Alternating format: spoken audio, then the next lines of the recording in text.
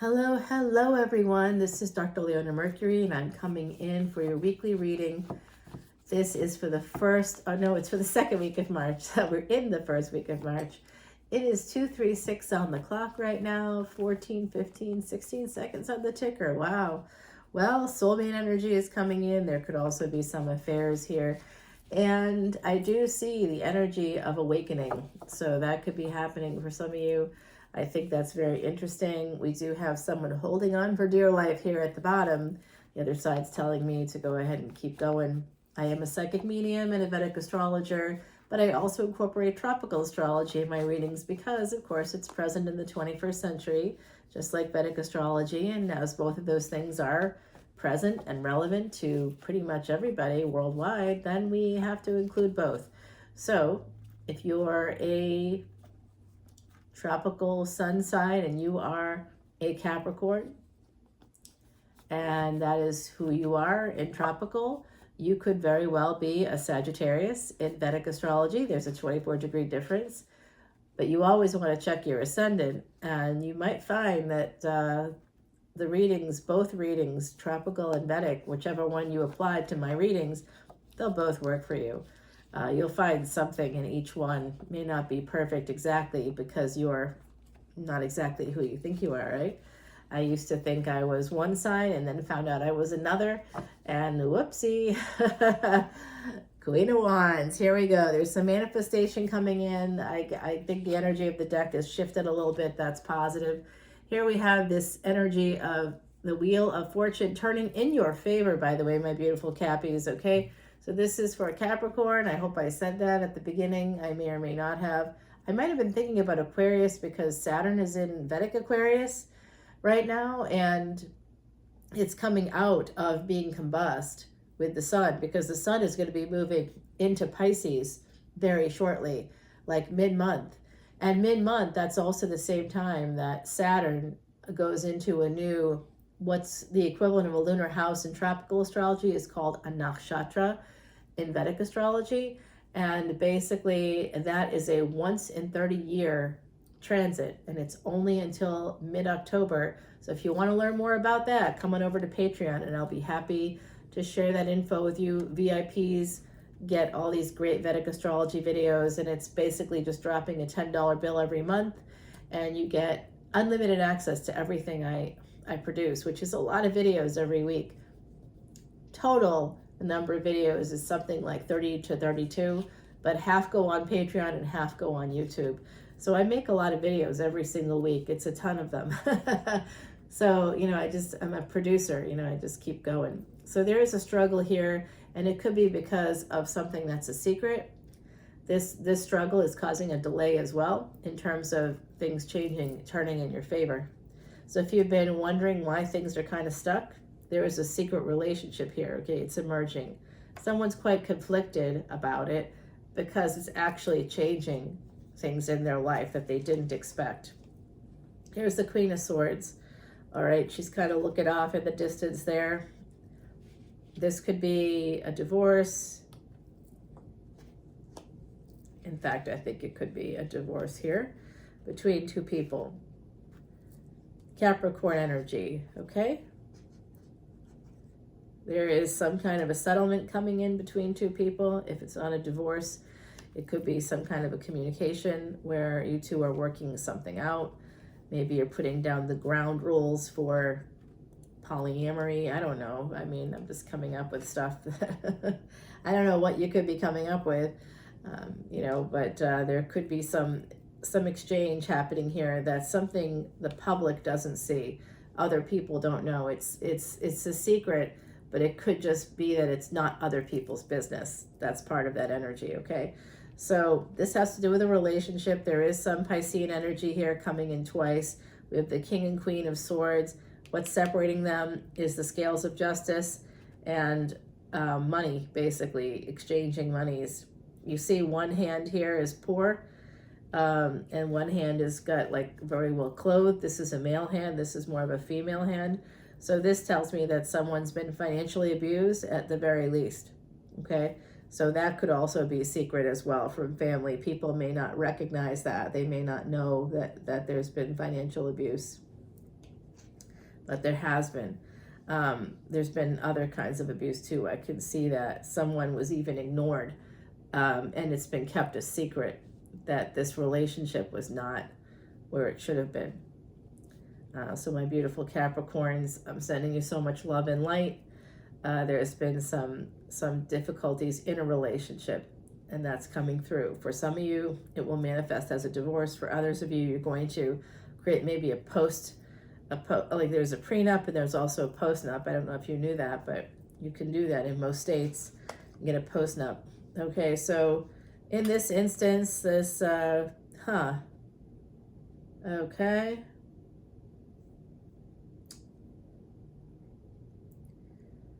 All right, so we have Saturn energy here, the devil energy. That's your energy. 555, as I'm saying that, 242 on the ticker. Okay, on the clock rather. 555 on the ticker here on the camera.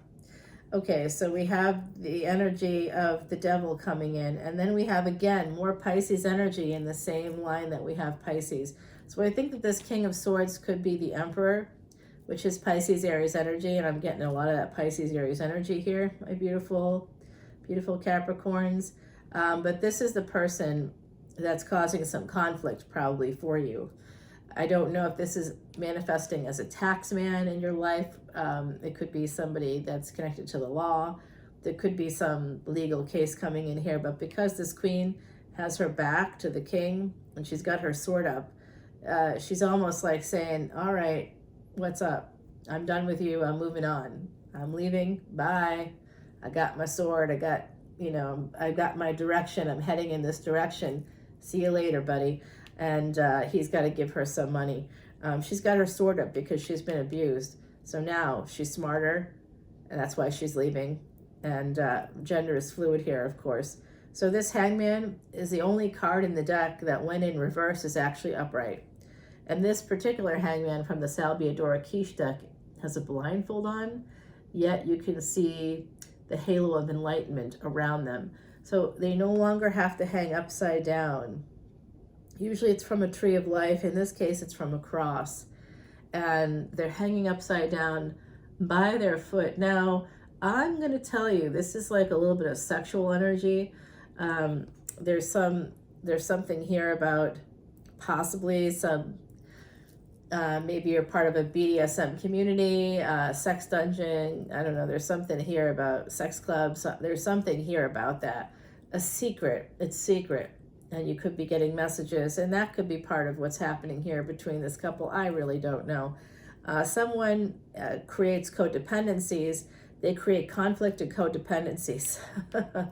Someone does that quite a lot. They've got problems, very big ones. I hope that they're seeing a therapist because that's just difficult energy right there. Yep, the Hangman. Oh, hello, Queen of Swords. So someone did you wrong, and now you have been having an affair with this Pisces, or you connected with a Pisces, and the two of you are in a relationship. Okay, I get it. I hear that. And this Pisces sees this Queen of Swords as a Empress, as an Empress. Someone on the other side just corrected me. I've done that like twice in 2 days, by the way. They're saying that they know. Sometimes the other side chimes in. I'm hearing the name Francis. I'm hearing Edgar. I haven't heard that in a long time. So it's just names that are coming out from the other side. I don't know if that's their names yet or if it's yours.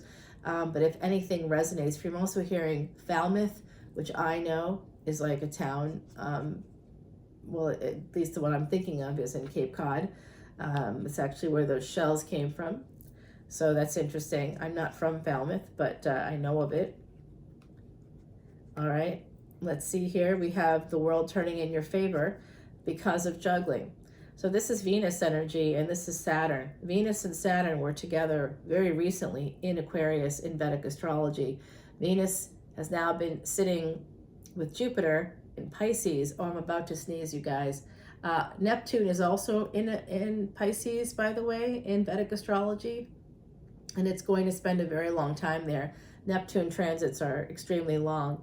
And so our beautiful, beautiful Venus here That's Taurus energy. We have Pisces, we have Capricorn, we have Pisces, Aries energy coming in. So any of those signs, maybe someone's Venus sign, it could be their ascendant, it could be their moon sign, it could be their sun sign. Okay, all those things I think are pretty relevant to relationships and also to like work and making money. That's Venus. Venus is usually an indication in Vedic astrology of someone's wife, specifically a wife. So if you don't assign gender roles or any kind of gender, if you're removing labels that way, I do see gender as fluid. But I think that sometimes we embody Empress energy, sometimes we embody Emperor energy, sometimes we embody Fool energy, sometimes we embody Page energy, King energy. We're somewhere in between, and it doesn't matter what our gender is. We can have both feminine and masculine. We can have non-binary elements to us, more androgynous elements to us, any point in our lives, at any moment in our lives. So to me, this really represents Venus in Taurus. This has to do with the second house. It has to do with family. Mars right now is in Taurus. Venus is in, again, Vedic Pisces, but in tropical astrology, it's Aries. So Venus being between those two houses, crossing that Gandanta, which Venus is going to do in Vedic astrology on March the 12th, because of that 24-degree difference, you won't find those transit dates at all the same, I don't think. But moving into Vedic Aries on that date on March 12th. So with that information, it doesn't mean that if you in your chart have Venus in Aries, it doesn't mean that the person with feminine energy in your life is going to be in Aries. That partner is not necessarily going to be Aries, but that partner could be someone. If you look at where your Mars is, if your Mars is in Leo, let's say Mars rules Aries, Venus is in Aries, guess what? That partner could be Leo. There you go. Or if they're a Sagittarius ascendant and you have the sun in the 9th house, you just want to look at, you have to look a little bit, because that's an indication of a second marriage, of who that spouse could be. Jupiter is who you'd look for masculine partners. And again, there's a lot of layers to translating, and it's not as straight up as like, oh, Jupiter is in Scorpio, so I'm going to marry a Scorpio. That's super simple. That's Vedic astrology is based on advanced mathematics.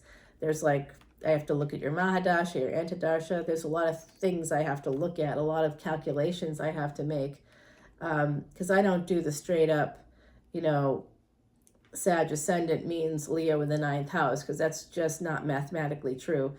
Your ascendant can be an ascendant to different degrees.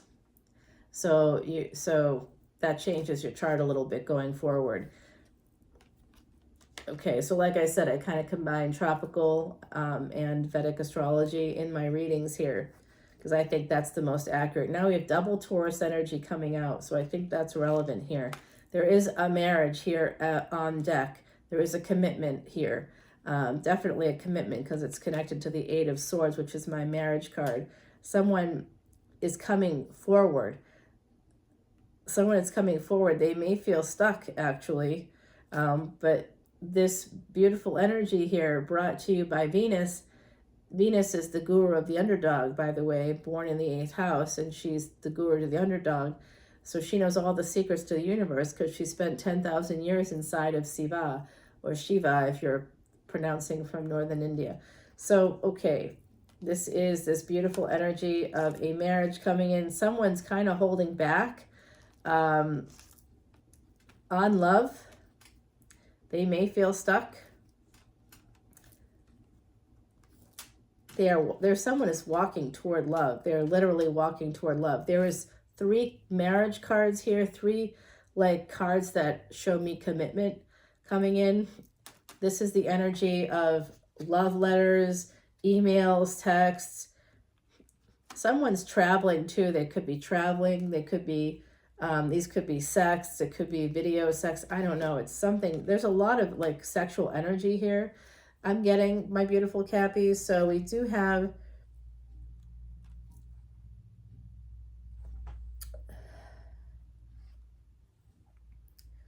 someone with like fire in their chart. Could be Leo, could be Sag, could be Aries. Once again, really coming out here, Cappy. They're very guarded surrounding.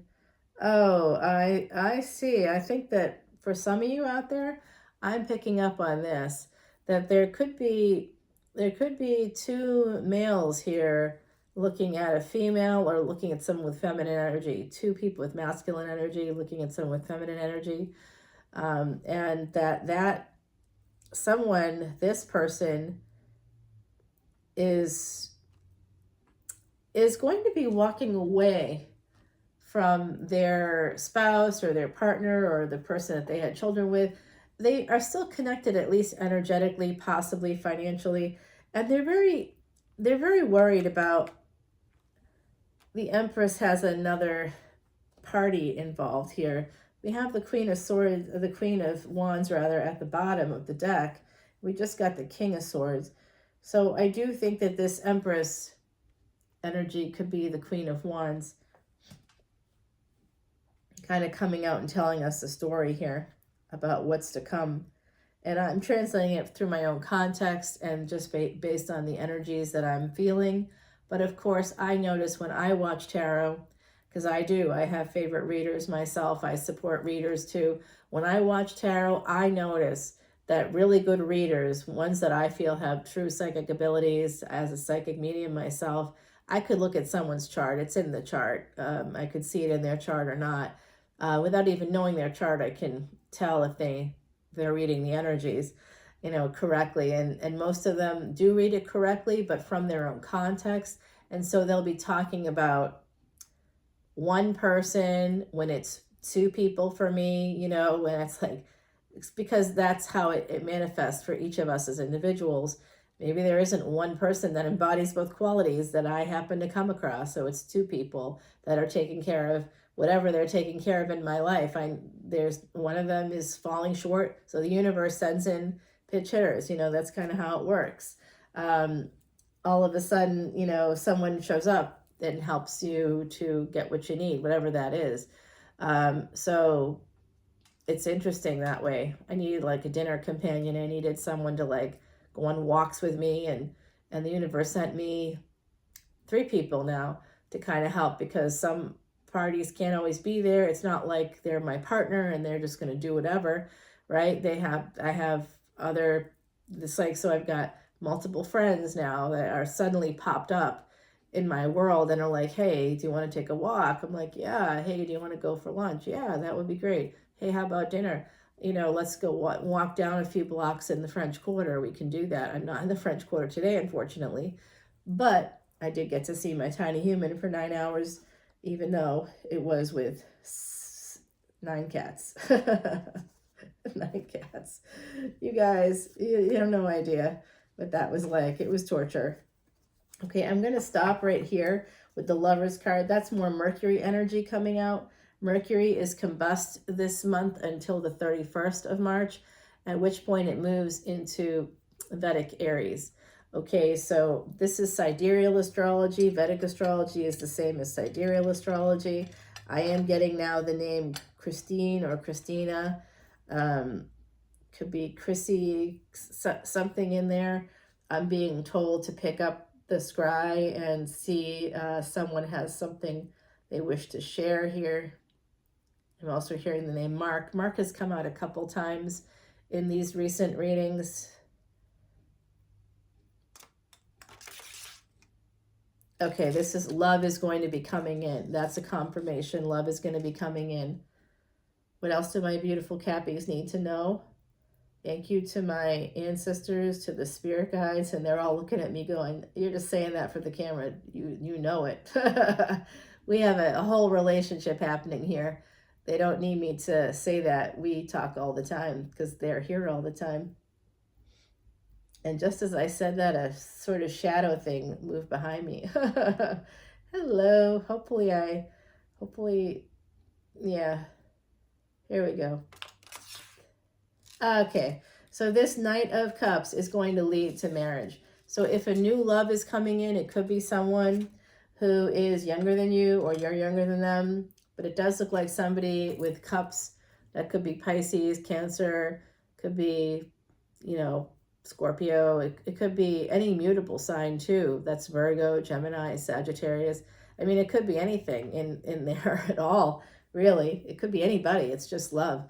Love is coming in, and I think it's not necessarily brand new, but I do think that it's relatively new because it's a night.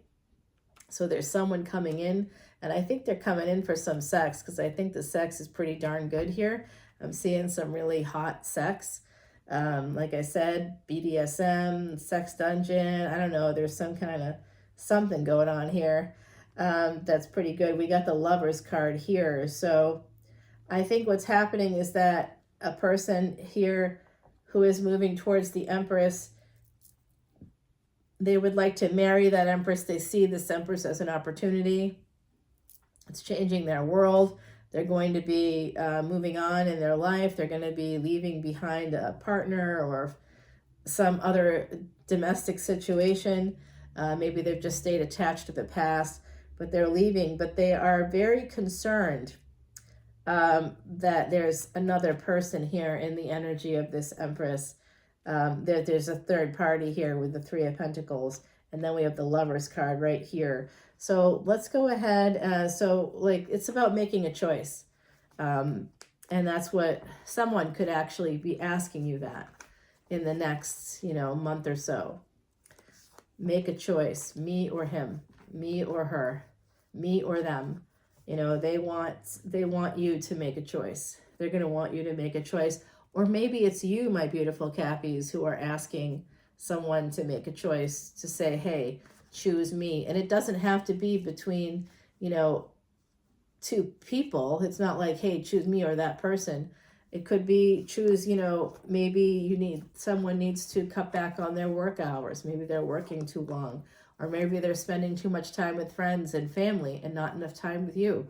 There's a lot of ways. They're called micro abandonments that people can hurt a relationship without realizing that they're hurting a relationship. And so maybe that's happening, and maybe you're asking someone to choose you.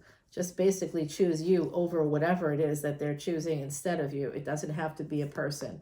It could be for some of you, but for others, it's probably not.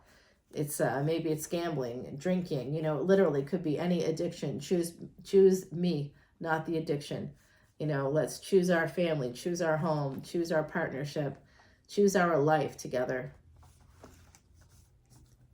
Sometimes people are very anxious to give away what they invest their whole lives in. And when they do that, they are dysregulated, and they may even have neurological dysregulation from trauma in their early lives. But at that moment in time, they're unaware of it. And even if you are aware of it, people are not prisoners. Partners aren't prisoners. They're just our partners. And if they're going to do that, they're going to do that.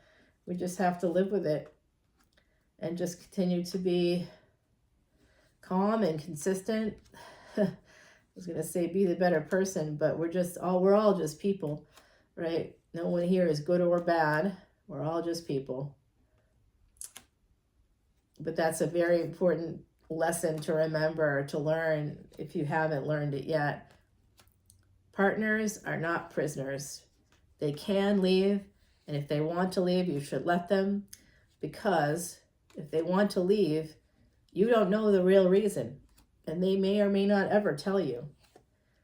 But ultimately, if someone is looking to leave, say goodbye, because that person is gone already. When someone says they want to go, they're already gone. It's not coming from, unless it's coming from a space of manipulation, in which case they're looking for you to come back. And certain personality disorders will be looking for you to come back no matter what, whether they want you or not, just so that they have control. The bottom of the deck, good question, y'all. It's Judgment here. So there is a divorce on deck for some people. There's also a reunion on deck for others. In our physical universe, for every action, there's an equal and opposite reaction. It's the same with our energy, and how it affects our physical life. That's why I always recommend you look at your ascendant. All right, yeah, Heidi's saying don't forget to pull a card. The owl, this has to do with the full moon. So the full moon peaks tomorrow. Today is the 6th as I'm recording this. So, and it will last for about 2 days or so after that. So number 41, this is about soulmate energy. Connected to the moon cycles, owl sees through all things dark. Recall the wisdom of past lessons is the magic to which he harks. Okay. So basically, if someone's treated you badly in the past, remember that. I had a grandmother who was just full of these little sayings. And one of them was, if someone points a gun at you and pulls the trigger one time and misses, do not give them a second chance at pulling the trigger again. Okay?